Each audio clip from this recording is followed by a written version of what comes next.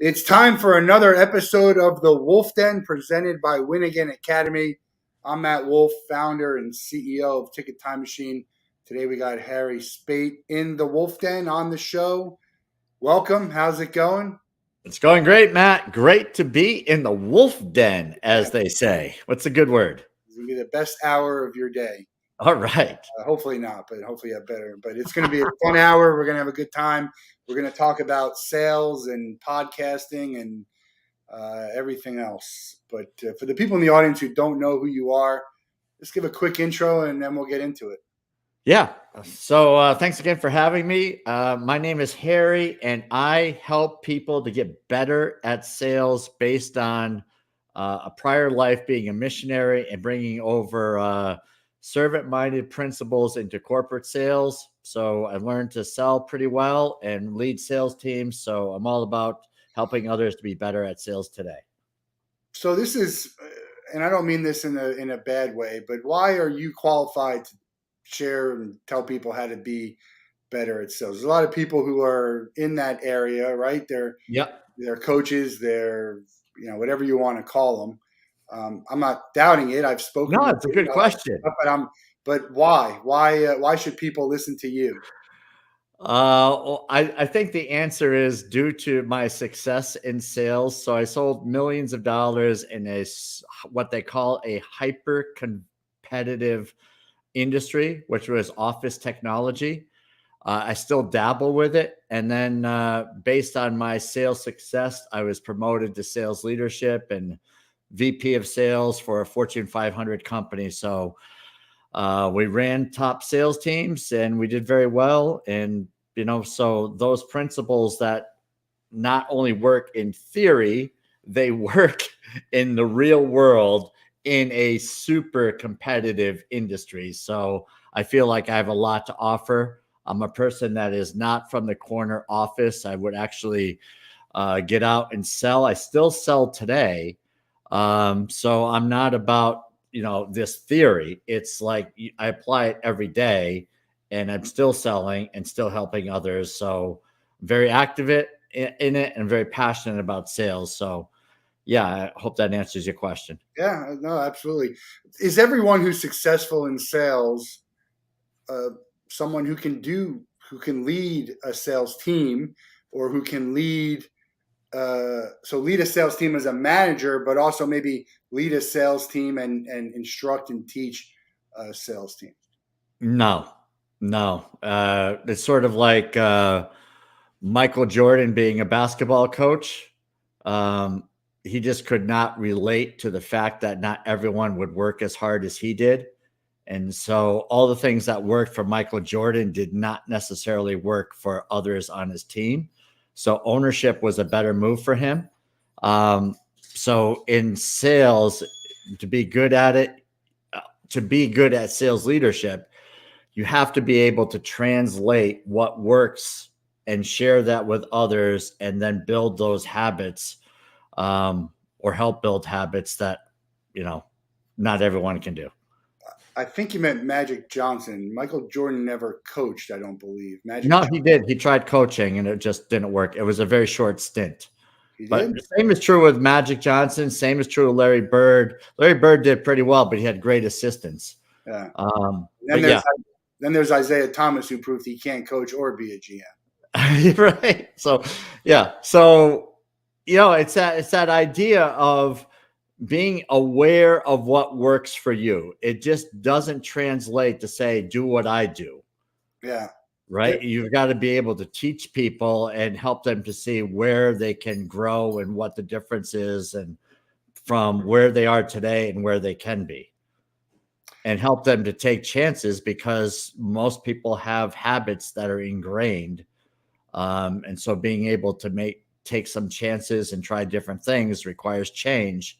And that's not always easy for people. Yeah. The reason why I didn't get into sales earlier is because my father wanted me to, and I think we probably touched on this when I joined yours, is that I didn't want to, I'm not phony and didn't want to be too pushy. And I thought that's what you needed to be successful in sales. Now, when I was at my last company, they spent a lot of money on something called the Challenger method, which says there are 4 types of salespeople. I think I was a combination of some of them. I think Mhm. there's, all different types of salespeople, and so that's why I don't feel like there's a playbook. So when you're coaching or when you're leading a group of people that have all these different types, how do you handle that? Well, I think so that's a very interesting book, and it's a very interesting conclusion that you draw from it, because I think we all have similar traits. It's sort of like the disc profile.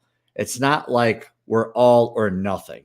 I mean, there are different aspects of our personalities that make us up, and maybe we are a little bit more, we lean one over another, but I just don't, I think there's a lot of room for growth and trying new things. So I read the Challenger book, sales book, probably 15, 18. It was a long time ago, I think, when it came out. But yeah, so where was I going with that? Is like, how do you lead a sales team with different personality types? Is you have to meet with people individually and see what drives them, what their challenges are. But you coach as a group, but you also have to coach individually to help people to just to be better. I mean, like a simple thing is the nuance of how you say things. Like an example would be someone might say, well, your price is too high. And a response could be, well, what do you think about the price that makes it too high? And you could have all kinds of different tones. You could have different facial expressions. And what you say without putting in the right tone and right facial expressions, which you can't think about, it has to come from a quality or a trait, which I believe is empathy, is to put ourselves in the buyer's shoes as them versus me thinking like they should think like I do, think like they think. And then your facial reactions and tone takes on a different perspective, so to speak, because you're now thinking like you're trying to think like they would think. Which, So which you is can't come across as being sarcastic or yeah, snippy, right? which is even more difficult in the age of most communication I have is via email. Yeah. So the email's a challenge because you can't pick up the tone real well in email, right? You can't pick up humor real well in email. Sarcasm picks up pretty easy, I think. Well, yeah, Right. unless you're Sheldon from The Big Bang Theory, then maybe you don't get the Right. sarcasm. Yeah. The Yes. It's actually funny. I was at a show last night, and Emo Phillips had a line where he was saying something sarcastically, and the crowd was laughing. He's like, I gotta be able to show that I'm saying something sarcastically better. But it was a funny bit that way. The Yeah. but tone, context, you can't get it with an email. You try and get someone on the phone, you get someone in person, but maybe you can't. So email, it's a huge advantage with people who can navigate through emailing and saying things the right way. Right. That's why I don't think automated is so. I'm not a fan of automated. I know it needs to be done. It can be effective, but I'm not a fan of automated emails, especially with sales. Hmm. Right. Yeah. I mean, there's definitely a number of schools out there, but you have to figure out what's good for you. Right, your Right. product, right, your brand, Yeah. it's all different. And on that, do you think if I'm a good salesperson that I could go anywhere and sell anything? No. Why not? Well, for a number of reasons, but I think you really have to believe in what you're selling. If you truly believe that you're serving and helping people, then yes, you could sell all kinds of different things. But to say that we're good in sales and I can sell anything, that means it becomes about us, right? So we've got to make the connection that whatever we're selling, we're serving people. And so sometimes people try to get into sales because they say, well, I want to make a lot of money. And so they go to where products are and that might drive a higher income potentially, and they don't do as well because they don't really believe in it and they just want to make the money. Well, that comes across in selling, right? Buyers see what type of person we are. And even though we might try to fake out buyers, to fake it till you make it, and these types of cliches, I don't really think buyers are that dumb. I I think, I'm yeah. going to disagree What's with your you thought? there. I think we have some bad consumers and buyers, which leads to bad behavior on the sense of salespeople. A lot of salespeople, but Well, there's that's definitely truth to that.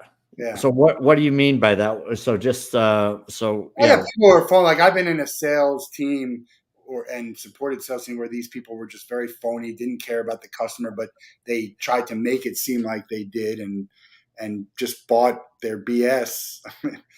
Yeah. And maybe Well, they that felt differently behind. If we were off record, and just didn't want to ruffle feathers. I don't know. yeah, well, This I is mean, just so proof. okay. It's proof that you can sell a lot of different ways. Absolutely. I Right. would say So just because you're successful, just because you have success in sales, your numbers doesn't mean you're a good salesperson. agreed. So what do you mean by that? Well, I just say like there are people who, some of it for me is like I've seen people who do well, and it's like I probably wouldn't buy from them, but I wouldn't want to sell like that. They're doing well, but I Mhm. wouldn't be able to do that myself, mostly because it's not who I am. And there's some people who can not be real and genuine about it. Uh, and sell, and that's what they think they have to do. But the big thing for me is, I had some guy who was saying his first AE role. I said, look, just be yourself, be honest, be genuine, and that's it. Ask for help when you need it. Tell Mhm. someone you don't know if you don't know, and really just you know. I say you said something interesting. I talk about the golden rule: treat others as you would like to be treated, Yep. and that's how I operate. And you had something else to say about that. Yeah, I mean, also like the golden rule. I mean, some have referred to the platinum rule, which is a little bit of a spin on that with treat others the way they want to be treated.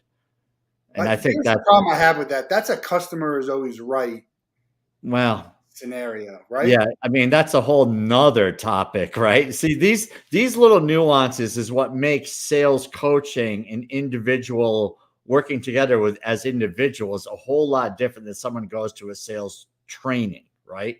So, because that what you just said is, well, the customer's always right. Well, some people will say, yeah, the customer's always right, but really, are they? And then how do you deal with that? When they're not right, you want to treat the customer right, but does that make them always right? If they're I mean, I've walked out of opportunities because I didn't like the way the person was treating me. So, I wasn't going to say, well, you're always right because you're trying to humiliate me because I'm in sales. So there are those types of people. And you said that there are some buyers that are a little bit snobby and they take advantage of salespeople. Yeah, well, then that may not be our ideal client either. Yeah, So there's a lot of nuances to say the least. Yeah. it brings me to one of my favorite scenes and I'm going to play it for you in a second here. Okay. It's called. Tell you something. Give you a little secret, okay?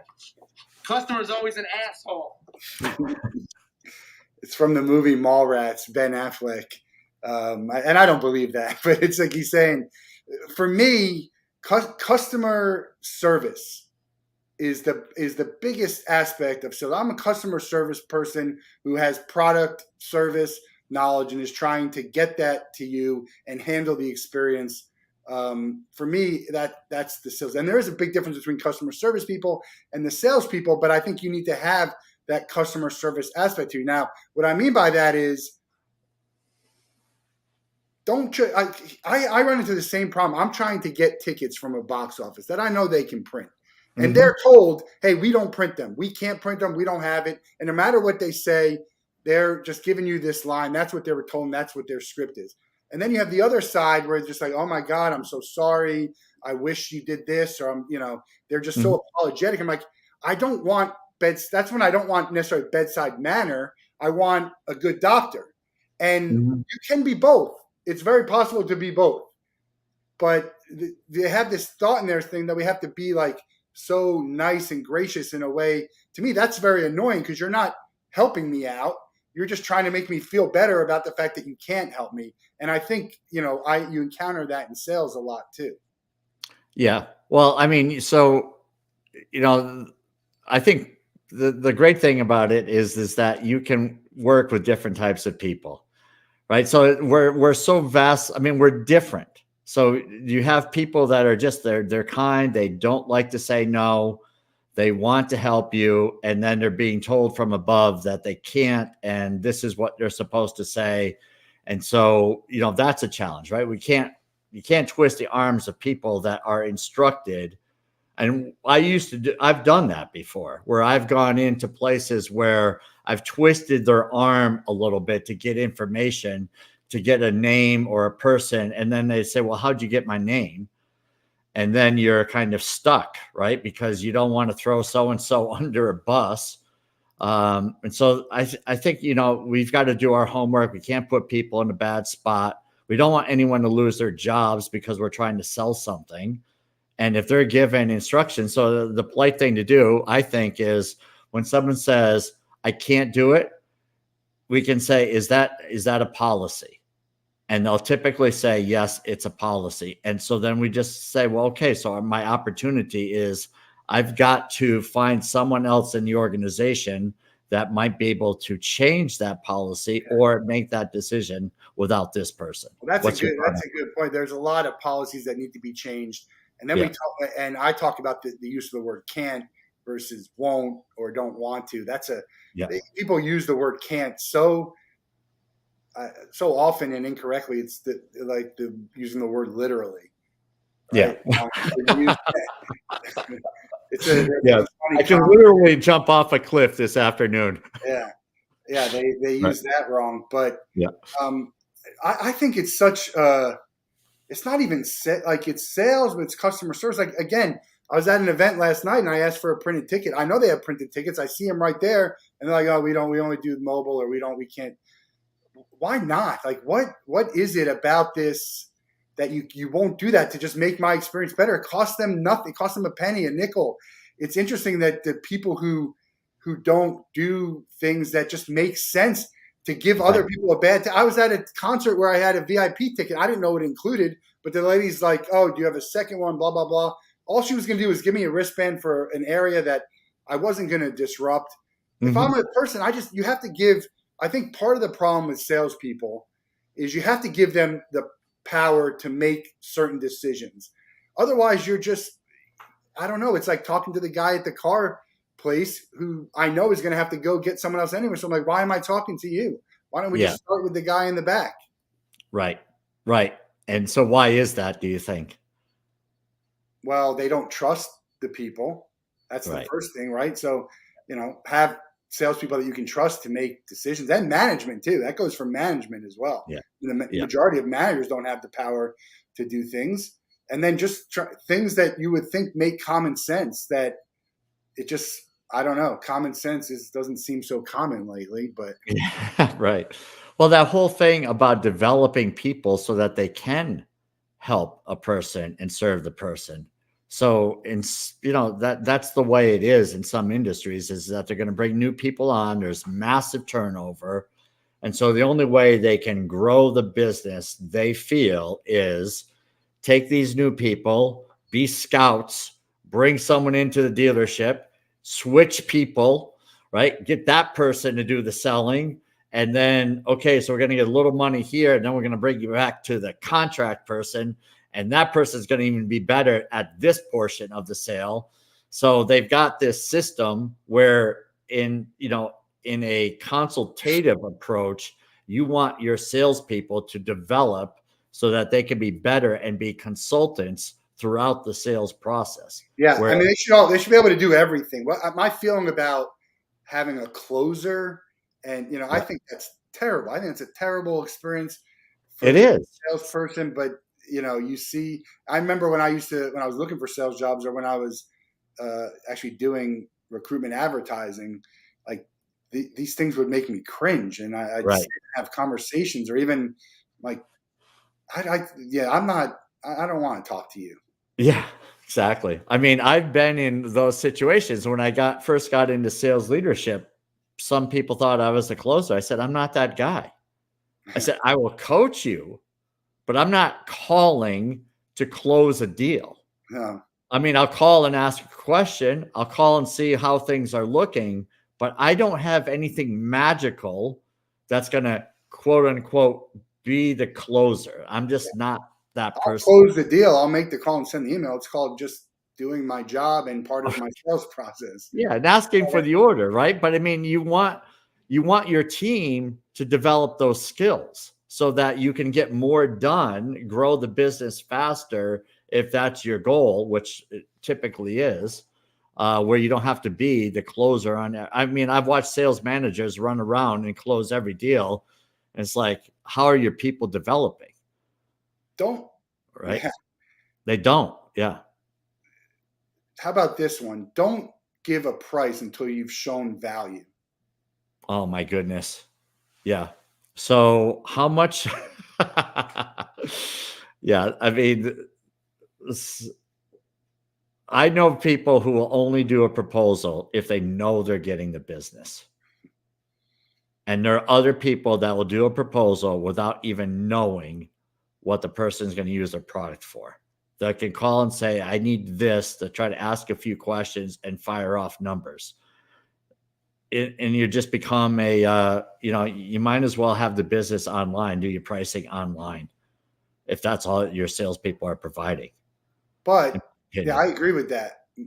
And the reason why I bring that up is, if someone asks you about pricing, I think at that point you got to give them. You got to let them know, hey, I'm in a ballpark.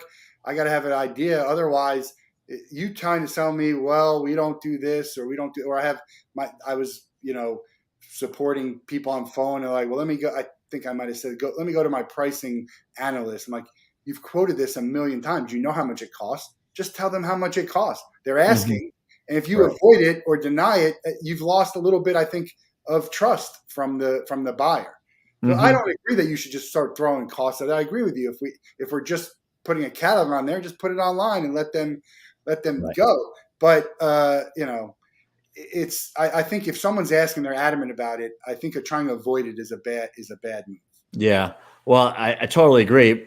But the challenge is it going to work in that particular environment? Whatever you're selling, are there things that you need to know? And sometimes buyers don't really know what they need. And so they'll be asking for something. And I mean, I've done it before. I mean, I've told people straight out, it's like, someone was not real happy with me that I did this, but I said, you clearly don't want to buy from me, which I get. But what you're asking for does not necessarily make a lot of sense. And I couldn't answer the question of, of course, if you need more information and you want to kind of clarify, because look, a lot of this stuff we do is custom. It just depends. right. It depends on the, yeah, exactly. So sometimes some things, very simple commodity, and other times they become more complex, but you cannot buyers do this all the time. I've sold software that's, you have to understand how many licenses, what the installation is going to be like, what the onboarding is going to be like. And people will say, well, how much is it? You can't, there's not an answer to that because you don't know enough. Yeah. How about this? How about the budget question? I get people asking me, what's your budget, before they even tell me what anything. First of all, I'm never going to tell you what my budget is. Right. I would never tell you. My budget's zero. Yeah. Tell me what it costs, and I'll let you know if I can go beyond my budget, which happens all the time, by the way, right? Yep. Or if you're in the, where I need to be after you've told me about what it is. It's funny how it always seems to fall right. Their price always seems to fall right in your budget. It's a great coincidence in the world. Yeah. Well, yeah. So I've used that question quite a bit Matt. And the reason and people have given me the answers like you, and they said, well, I really don't want to share that. And I said, whatever I was selling, if I have 50 products and someone says, I need blank, and they don't give me a number of details, and they just said, I need this. And I said, do you have any kind of budget in mind? And, they'll typically say, I really don't know. And I said, well, I'm going to give you a range. And I'll give a range that you've got technology in this kind of budget. You've got it in this, just to let me know where to start. Yeah. Am I getting a Camry? Am I getting exactly. Right. But that's for you to tell me. I think if I'm the customer and I don't know, it could be, hey, we got this thing here. We got this thing that's a little bit better. And we got this thing. Yes. I'm going to give you an idea. At the low end, it's about this. At the high end, it's about this. People are so afraid. I think they've been trained to talk about pricing. Look, at the end of the day, there is a lot of times when you have to sell on price, when that's going to be the biggest determining factor. And a lot of times it sort of depends on what you're selling, right? If I'm selling a television, that's the same television at this store, and this store. Why am I buying from you? Yeah. Well, yes. There's customer service and there's warranty and stuff like that. Right. If you I forgot what the statement is, but there's a great line that some brilliant sales author wrote, and I forgot what it is, but it's basically like, if you can't separate yourself from the commodity, the path is going to be price, right? If you cannot separate, it's always going to come down to price. So sometimes, like in bids, someone might say, well, I'm looking for pick a commodity. Someone might say a website is a commodity. Okay, so how much does a website cost? Well, if you Google how much does a website cost, you can get literally from $100 to $50,000. I've Googled this, and for kicks. So you can get a website for $100, but you're going to do it yourself. Or you can spend up to $50,000 or more, depends on what you're going to have on that website. So someone will say, well, I want a website that's going to be about $5,000. Okay. Well, what does that include? And so what do you get? Does that website get what you want? Is it pretty? If you're a developer of a website and I say, hey, I don't really have a budget. I'd love to know what the low end, bare minimum is, what a medium is, and a top. You're going to give me, say, one that's 1,000, one that's 5, and one that's 10. And now I'm going to be able to see, okay, this is about what 5,000 is, without trying to tell you my budget is 5,000, because now you can determine whatever budget you want. So I think I think it's good to have a very educated consumer. I think that helps salespeople, totally. the customers. Yeah. There's a lot of people in industries and salespeople who don't want that. They just want to be able to sell, and they don't really care. That's one of the issues, I think, for me. What do you think is if I had to ask you the 3 most important traits of being a good salesperson, what's the most important for being a salesperson? Traits or trait? Yeah. I'd say that number one, you have to come from a place of actually caring. Now, again, you mentioned that there are salespeople that are successful that will never agree with me. And I'm cool with that. I'm not here to change the world. I do know that there's a lot of people that want to be better in sales and want long-lasting clients for life. So I'm going to go with that type of person is really the person I'm thinking of. And so the traits that come to mind are going to come from a place of serving. So whenever we are thinking about ourselves, we're worried about what we're going to say. We're worried about how much money we're going to make. We're going to worry about if the deal is going to close or not. All we have to do is take all that pressure off and think about, how can I serve the person across from me? And when we do that, it now becomes about them. That person sees that we're actually sincere. That's hard to fool. And then you're going to build more trust quicker that way. The second thing I would say, Matt, is that you've got to become a great listener. And a great listener is, again, putting yourself in the shoes of that person and being an empathic listener and trying to understand where are they coming from. So serve, be a great listener.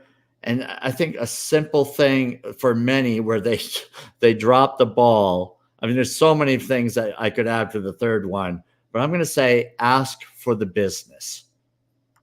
So many times we stop, we give what we want, and the person says, I'll get back to you. And we may not hear from them. And then we say, well, I guess they weren't interested. If they were really interested. Now, I know you're not that way, but a lot of small business owners are like that. And they don't call back, or they don't send that email and remind them of the last conversation and say, I'm here for you. Is there anything else I could do for you as you're thinking about making this decision? A simple thing like that is going to bring in additional business. Yeah, my ideal characteristics or traits for a salesperson is, the first one is be genuine. I think the genuine part, be yourself, be genuine. I think that takes care of the caring part. If if you are, because we should all be empathetic and all of that. Honest, be honest. If you don't know, if you messed up, whatever, be honest. Take some responsibility and don't try and trick people into selling. That's not a good long-term goal. And then the last one, I think, is the follow-up is key. I mean, there's just the people either don't follow up or they're terrible at follow-up. Like they don't listen. They're just too eager, right? That's part of the being, like, you have to be persistent but not pushy. That's a very difficult line to toe. The other thing I think is quick. The quickness of your response. I respond quickly. That gets I think that gives the person on the other end a very good feeling about how you're going to treat them. Also, treating the smaller guy just the same as you treat the bigger guy. Obviously, there's always going to be biases within that, but those are the things that I think would make the best salespeople. Yeah, I mean, those are all good traits. I think that thing about being, I forgot what you said. Be genuine, or being genuine, being honest, right? There's also this word called tact. Yeah. And we can be honest, but the nuance is to be tactful and be honest. Yeah. Right. And I've watched this so many times in an email where I cringe, where the person is honest, but the way they write the email, it's almost offensive. And, these are skills of where tact is. If you don't have tact and you say, well, I don't do that. We don't do that. And there's no however, there's no thank you for the email. There's no thank you for, checking with us first. It's no, we don't do that. Yeah. Okay. Right. So now it's honest, but is that going to drive a good client relationship? There's generally a better way to say things. I was on a networking call and this one guy was like, hey, you got a great product, but your microphone stinks. And the microphone actually was part of the product. Uh-huh. It was obviously a test, it wasn't like their final product. Yeah. And the guy was right in saying it's very good feedback, but it was just the way he said it that I think turned some people off in the on the call. So definitely how you say things, the way you say things. One thing that I'm not very good at is giving people bad news. I don't want to give people bad news, so I kind of hesitate to do it. But you have to do it. You can't or to say I can't do this. I set very high expectations for myself, and I try and take care of everything I say I'm going to do. But you don't want to get caught into somewhere where you can, and that becomes the honest. For me, that's part of the honest part. Well, it's sometimes you have to fall on the sword, right? You have to do what no one else wants to do. Yeah. Right. And Speaking of falling on the sword, I have a scenario. I'd love to hear your input in it. It was from a networking group that I was in, and reached out to the person for some services, had a call with them about them doing some stuff. And when I was looking at pricing and trying to decide what I needed, it was like it wasn't clear what this was. So I was like, hey, is this mean that I get this, this, and this? And he's like, yes. So we go through the process. I do a questionnaire or whatever. We set up another call to talk about the job. And then I get a text from him saying, hey, can you send me some of your previous examples? So I send it to him. And then like an hour before our call, I get an email saying, oh, I'm sorry. I made a mistake on the pricing. This is for just one thing and 3 looks instead of 3 things. And he's like, if you want, it's this. I said, well, first of all, I was very clear on multiple occasions what I was looking for, and you didn't say it. Second of all, we're in a networking group together. Like you should just honor the price. And he's like, well, I can't because I'd be losing X amount of dollars. And, and I'm like, well, first of all, you're not losing X amount of dollars. You're losing your time, which I've also lost some of my time with by dealing with. It's like, it's just we're not a good fit, and he refunded my money. Like that's the type of scenario where you do it. You made a mistake, you do it. You live with it. Yeah. I mean, I don't know the circumstances enough, but it sounds like that's something you would do. Of course. I've made a mistake. I'm going to honor it. I just, it's silly to me. And I was actually going to offer him like some meet in the middle type of place. I think I might have. And he's like, look, it's not the right fit. Yeah. But some people now I have to have a conversation with the person who runs that networking group to be like, look, I need this to be out there. Otherwise I can't ever join your call again, because he's going to be in there and he's going to get all these shout outs about how great the work he does. Yeah. And you're going to just be able to be quiet. Yeah, no, I'm not. People don't. Anyone who knows me knows I can't be quiet. Because I think people get rewarded for bad behavior. And there's not enough to turn. And that goes with sales, and that goes with a lot of different things. For me, it's important. Just like, look, money, again, you're not losing money. You're losing time. Just do it. And you know what's going to happen if you would have done that for me? I'm your biggest fan. I'm going to tell everyone how great it was. He made a mistake. He honored it anyway. If he does good work, I'm going to tell everyone how good a work he does. It's just, it just seems like in sales, right? And in owning a business, these are 2 things: being a business owner and in sales. Hey, that's a huge, it's a huge no-no. Yeah. If you're, I feel more aligned with you on if I give a quote, and if I make a mistake on the quote, and if I can do something about it, I will. I mean, I've made plenty of mistakes over the years on quotes, and where I can compromise and do it for what we said. It's time. If you quoted someone for X amount, they thought it was for 3 sessions and you thought it was for 1. But they explained, he made it very clear that he understood that I made it clear.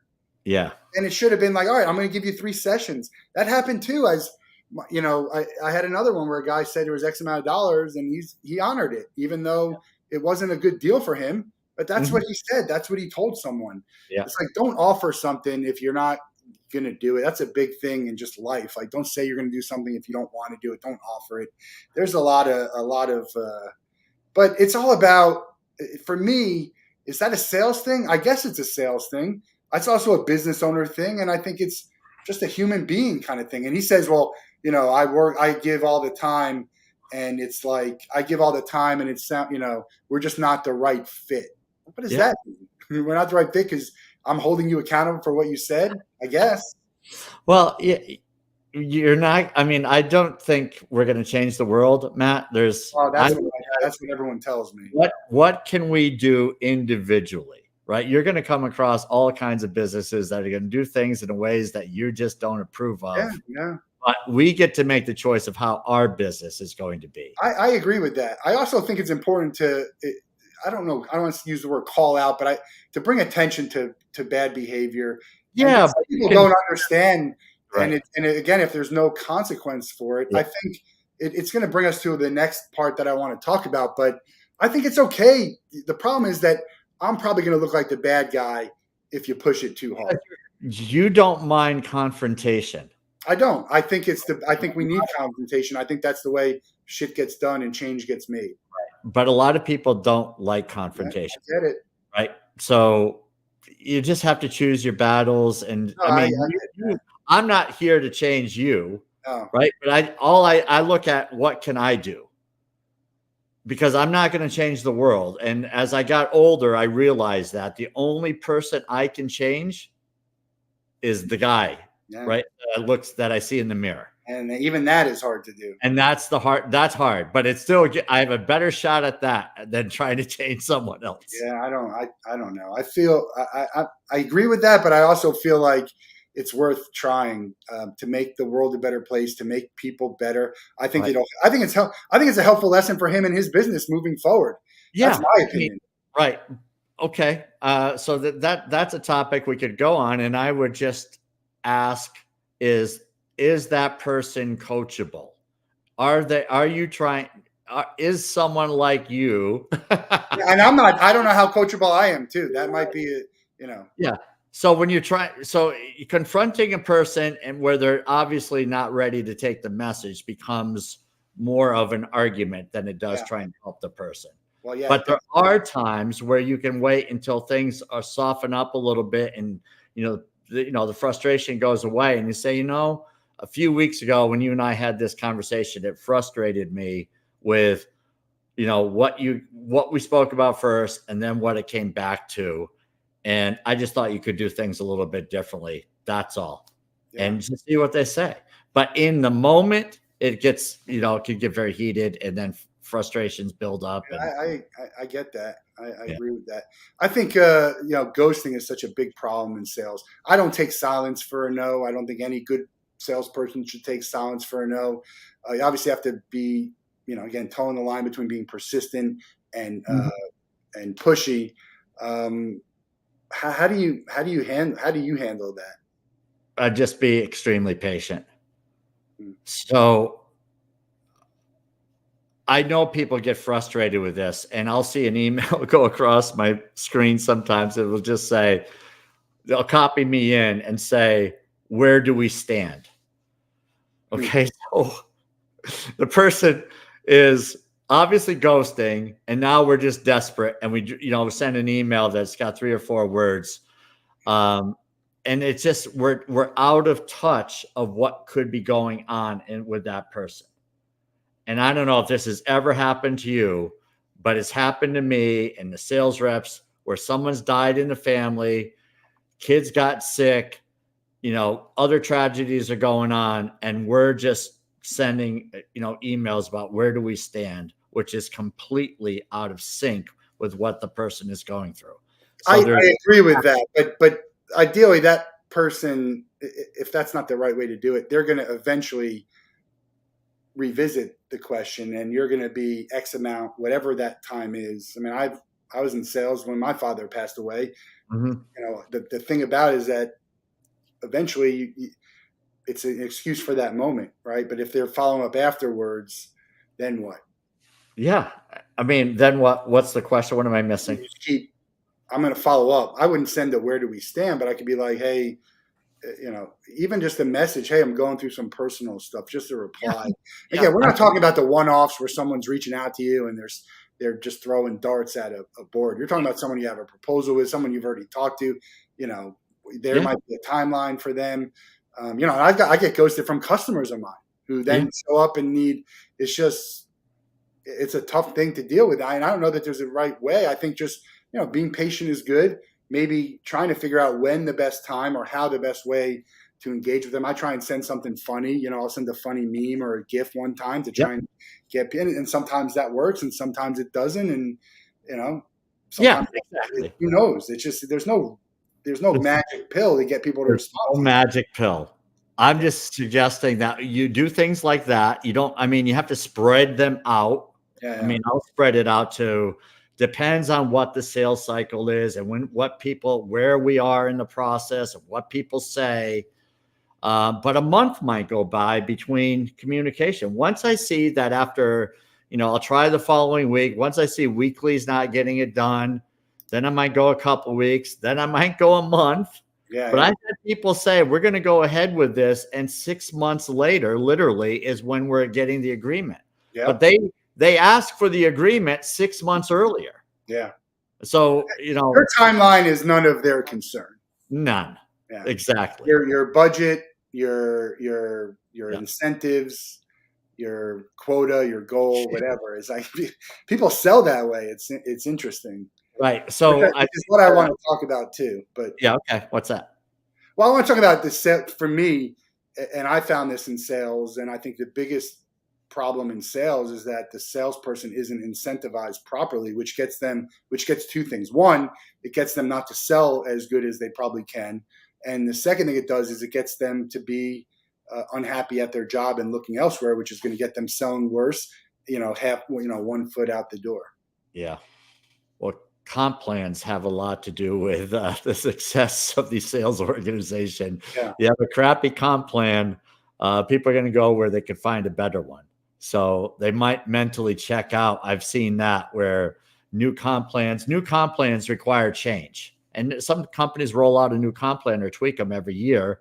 I'm not saying that's wrong if they're tweaked, but massive change where people just don't know how they're getting paid and have to trust ownership, that's not a good situation ever. We were in a place where it just kept getting harder and harder to achieve the high level, which you should push the salespeople, but at some point, if you can't hit that thing and your whole year is over halfway through, what are you doing? You're sandbagging it for the next year. Yeah, and it's like never be a plan that right. offers that. Yeah, and you can make adjustments. There's no laws, right? You can make adjustments halfway through the year. I mean, it's sort of like having a year plan and you say, well, halfway through the year, I'm reevaluating. And it's like, we're not going to hit that. So what else can we do? Right. What is the number we can come close to? So I think comp plans are extremely important. If someone who is looking only for new business, they might reward very heavily on new business, but then they're missing out on the opportunities of selling inside of your current accounts, right? Cross-selling inside your own, clients. Yeah, they're going to look and see, what do I get paid on, or what is the easiest, right? If I can get X amount of this sale, but I only get paid a small amount, I get a smaller amount of that, but I get paid more, I'm going to focus on more. And sometimes it's very targeted what you want to say, hey, we need to sell on this. So if this for every, this month, if you sell this, you get an extra whatever. That, those are good programs throughout the year to incentivize. But I think that's one of the number one problems is just not incentivizing the salesperson correctly. Yeah. I mean, it's definitely a challenge, and having realistic goals. Yeah. I mean, all of those things. I mean, those are challenges that owners and VPs of sales have. I've had them over the years. What motivates people and what gives the owners what they're looking for. But goals and budgets and these are all, they're just such arbitrary numbers. It's like funny math to be. Yeah, I mean, I think mostly it is, because it's like, what does that mean? If we don't, if we hit 95% of our goal, we could have had a great year because that was a stretch goal. It was so high. Right. And, Right. It's just, is that to, for a big company, it's hey, we got to please the shareholders these management has to answer to someone. I think that's, when you start focusing too much on that, it takes away from the salespeople, and then I think that the customer is going to lose on that. I think. Well, because they're not going to have consistency with sales reps. Yeah. Right. A lot of companies don't really care. Some care about salespeople, others don't. I mean, I suggest that you find someone that does care about salespeople if you're in sales. I've been around people that don't care about salespeople, and they don't care. They just like, I'll turn over. There's always new salespeople, and then others will cherish the salespeople and feel like they're the front line, the Marines that are going out getting business for the business, so that the business can keep their doors open. And you want to find those types of people, in my opinion, because they're going to take care of you. Right? Yeah, I agree. The context, the words we use, very important. I wrote an article a while ago about the difference between partnership and sponsorship. and like sponsorship and sales, like it's like a dirty word. So they use the word partnership. It's clearly not a partnership. It's an exchange of money for something. Um, what are your thoughts on that? To me, you have to be comfortable to be able to talk about, yes, I'm in sales. Yes, I'm trying to sell you something. I'm also trying to, have a partnership, but I'm trying to sell you something. That's the bottom line. That's what it is. Someone got on the phone. They're like, I'm not trying to sell you. I'm like, well, first of all, yes, you are. And if you're not, why not? I'm on a call with you. You might never get an opportunity to talk to me. Tell me what you got. Pitch me. You're in my messages. Let's go. Tell me, what do you got? We don't have to sit and talk about the weather. Right. Yes. So again, it depends on what you're selling, but if you're selling something that's going to take more time, more steps in the sales cycle, it's a bigger ticket item. Well, you're not selling a product or a service on that first call, but you are selling yourself. To say that I'm not selling anything, yeah, well, we're in sales. I'm starting the relationship. I'm looking forward to getting to know more about you. But yeah, you're ultimately, ideally, you're a fit and we get to sell our stuff and build a great relationship, because it's going to be stuff that's going to make your life better. And I'm going to be there to help you get the most out of it. So if you believe that, then selling isn't so ugly. But to say that you're not selling It's tough, though. It really is tough. I mean, we're talking about you're going to get rejected 99% of the time. It's tough. There are times when I just don't want to pick up the phone or shoot that email, because you kind of have a feel of what's on the other end, and that's when I have a huge belief in what I'm doing, and a passion for what I'm doing. It's a tough gig to get into. What would you tell people who've never done it, who want to get into it? Is going to be the best thing about it, and why they should, and what should they avoid if it's something that? Yeah, I mean, I feel like sales is a great opportunity. I mean, I was not what some would say is a natural salesperson. I didn't like the word no. I wasn't a strong closer. I didn't have the business acumen. I just didn't really know a lot about it. I just went in with a mindset that this was going to be a good opportunity for a better life, and it all worked out. But, I don't feel like we have to have everyone to like us. We're going to find our number of clients that we need. So if we have a goal and we say, I need to get whatever the number is of people to buy my stuff, my services, my product over the next 12 months. So when you look at that number, it might be 100 people, it might be 200 people. It's probably not 1 million people. So when you start working a targeted list of potential candidates and build relationships with those people, you're going to make progress. You're not going to get everybody, but when you look back and you look at the progress that you've made over the period of a month and 2 months and 6 months and a year, and you say, wow, I've come a long way. That's what keeps a lot of us going. Yeah, I mean, there's some deals that come in and you're just so satisfied with. It doesn't even have to be a big. I had a deal, maybe it was a $3,000 deal at my last job, of which I was going to see very little money. I don't even know what the money. It didn't even matter, but just satisfied that I followed up, and it was a good experience and got it. I mean, that's what it was. It's just sometimes getting that's very or a certain customer who just has there's just a feeling like, I would do some jobs for the Savannah Bananas. It's just a really cool feeling to be working with the Savannah Bananas, and it's just right. Panthers, we did some too. Some of those times it's just who it is, and then sometimes it's about the journey that you had with that sales cycle. Well, don't you forget about the bad, whatever negative thing happens to you. Don't you get over it pretty quickly? I try and move past it, but there's probably some where I still, you still have a bad feeling about it. Whatever it is. I forgive, but don't forget. One of those, And work on that. Yeah, I got to work on a lot of things. A lot of things I got to work on. But I'm a good person. And you are. I'm okay. I live by the golden rule. So I'm really okay with all the expectations and stuff that I have. I expect that of myself, and I offer that myself. So it makes me feel very comfortable, even when I do confront or call out or combat, and feel like and that doesn't mean I'm right. Yeah. Right? It doesn't matter if I'm right or wrong anyway. It doesn't matter. Good.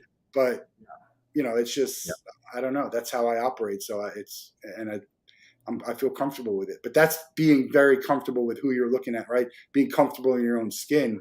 Exactly. I understand my faults, and I try and be better. But 46 years old, it's not a lot of change going to be going on. Oh no, there's plenty of growth left, Matt. There's plenty of growth left, but the growth and change is not the same thing, by the way. Okay. I don't think growth and change not exactly the same thing. And you always reserve the right to change your feeling or opinion on something. Yeah. But so as we grow, we're going to make changes. Yeah. Right. It's going to change our thinking. I mean, when we were 20, we had a lot of ideas of the way the world should be. Then when we're 45, we have different ideas. And then ideas in my 30s, or last year, in the way I thought things would be. And I don't agree with the can't fight City Hall, but I think you can't fight City Hall on your own. And Rome wasn't built in a day. I mean, there's a lot of these things that are they're really true. And you just have to accept certain things and be patient. Patient is such a tough thing to do in sales. Again, we talked about they don't care about your timeline, about your personal finance situation, about your quota, any of that stuff. Generally speaking, they don't. Yeah. You have to care about theirs. And by the way, I needed this yesterday. Why didn't you get this done? You gave it to me with less than a week. I still did. We had a problem. We had someone wanted something less than a week. We got everything done, overnighted it to them, and UPS said, weather. It didn't deliver to them. Weather. They couldn't. That's a ridiculous excuse. They didn't even offer us a refund on it. Like, you can make that excuse for everything. I missed my deadline. Everything. There was weather. Of course, there's weather. Nice. But we did everything we could, and just a lesson. I apologized, and I felt bad about it. And then hopefully the customer realized, look, this is what happens when you don't give someone time, because we can almost do. There's very little we can't do. Yeah. Right. When you use the word can't, there's very little we can't do. Mm-hmm. Now it's just a matter of should we do it, or does it make sense? That's it's a good lesson, and hopefully the customers learn, and that's how you build in a relationship as a customer. They understand, hey, I did everything you could for me, but you didn't. You need to help me get what you want.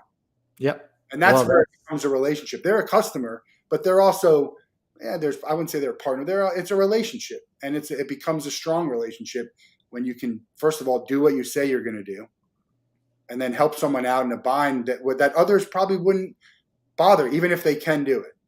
Yeah.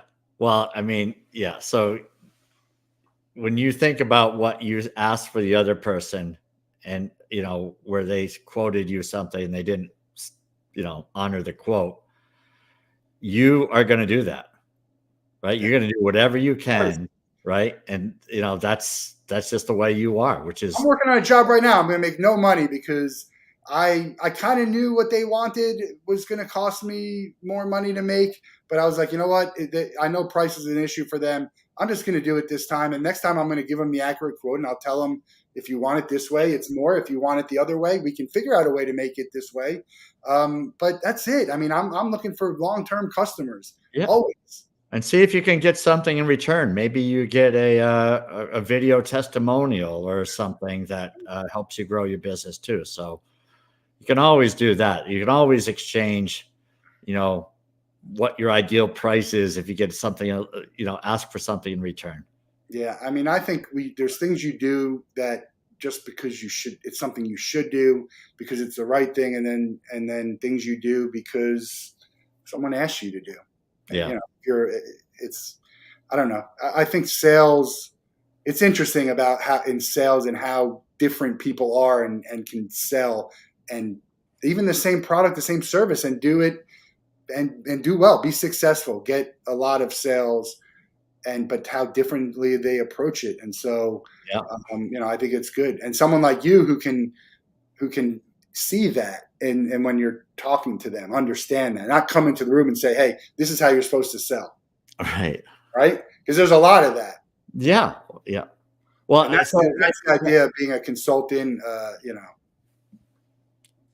Yeah, I mean, there's all kinds of ways to sell. There are people that have absolutely no quote unquote selling skills that will sell tons, Yeah. right? Because they got a charming smile. They'll just keep talking about their product, and someone will say, well, there's that Mary. All she does is talk about herself, but Mary keeps writing all kinds of business. That's just not for me. That's not, I mean, I'm not saying be like Mary or be like me. Find your spot, and we all can have our own audience, and you're going to attract people that like people like you, and then you just kind of grow that, and that's nothing wrong with that. I mean, you and me in the same spot. We are, we're always selling ourselves, but especially when we're, starting, growing, small group, that's what we're selling. We're selling ourselves. Absolutely. On top of just the knowledge that we know. Yeah. I mean, we've been selling ourselves from day one. Always. Everyone's selling themselves in some. Exactly. So might as well get paid for it. Is this? Yeah. And that is not a Pretty Woman reference. Sellingwithdignity.com. That's the website. I know we're going over time. We're going to wrap up here. How does Selling with Dignity work? Do you work better on an individual, with a small company, with bigger companies, smaller teams within bigger companies? Where do you find yourself mostly? Yeah, I find myself working with smaller companies and entrepreneurs that want to grow and help them, as an individual, but, a few sales reps, people that are looking to be better and looking to modernize and to not be that pushy salesperson and be able to provide value. Yeah, those are the types of people I help with. And we didn't get to talk about Sales Made Easy. That's your podcast. Yeah. Tell us about it real quick. Yeah, so we just try to provide guests on the Sales Made Easy podcast that have been there and provide some insights about growing their business and about selling. Is there someone out there who you admire or was like in sales? Who comes to mind in the sales realm with either, out there? I don't know, like is Tony Robbins, like someone like that? A few names are Mike Weinberg, Simplified Sales. There's Anthony Iannarino, the only sales guide you'll ever need. Larry Levine, Selling from the Heart. There's tons of people. Mark Hunter's a good one. But yeah, there's a lot of great people in sales. Jim Irving, across the pond, that you just find someone you like and follow what they say, because we're all pretty much saying similar things. Yeah, it's funny how that's another thing. Like, we could say the same thing, but depending on who it comes from, you'll be like, oh my God, that's the greatest thing I've ever heard. Well, right. And so I was listening to Tony Robbins recently, and from an old 8-track tape or something. No, it wasn't that old, but he quoted someone that said, learning is remembering. And, we've all heard it before. That's when people say, well, I know that, Harry, I've heard all that before. It's like, cool, great. And then others will say, wow, I really like the approach. Like, it hasn't been said before. Right. So it's okay. It's just, some people will remember it and others have heard it before and they're good. I think we talked about Thursday night sales. Have you ever gotten a chance to join one of the calls?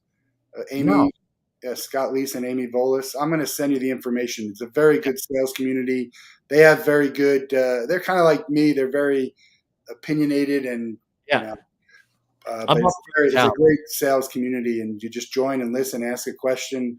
I'll send you the information, but they've done a great job building this great sales community and a lot of good insight. And I think you could probably be a valuable person in that community as well.